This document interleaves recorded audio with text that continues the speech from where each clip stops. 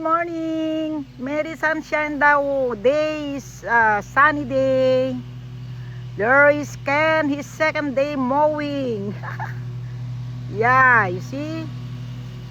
We are here outside the house. Busy. Good morning, good morning, good morning. Merry sunshine. Wow. With this yard. Huge, huge. Huge, huge, huge. This is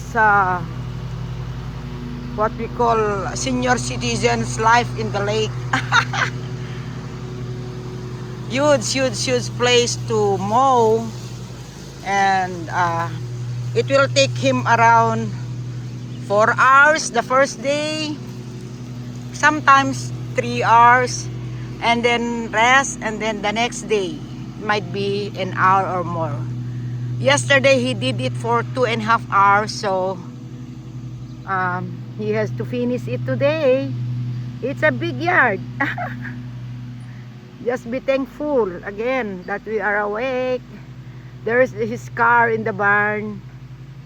Yeah, I don't know how the style of mowing is. He goes here, there. I don't know how is it. It's really a technique on how to mow a yard. But there the flag. Very beautiful flowers that Teresa had planted. Yeah, I'm going there, going to the pole. Let's see. Yesterday we stayed there with Baba, but it's grassy now.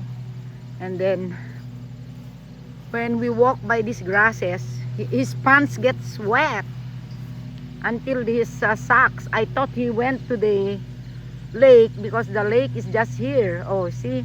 But I didn't see him going there because it's deep. So there you go. Work, work, work. My God. While I'm drinking my tea, I'm here. Yeah. Oh my God. I hear the sounds of the mower. Oh, see the flowers of Teresa. Very beautiful. Very beautiful. Yeah, it's all growing. I planted some in the yard here there, but the bunny had eaten it. So this is it. Thank you for watching. Thank you. Love you all. Bye.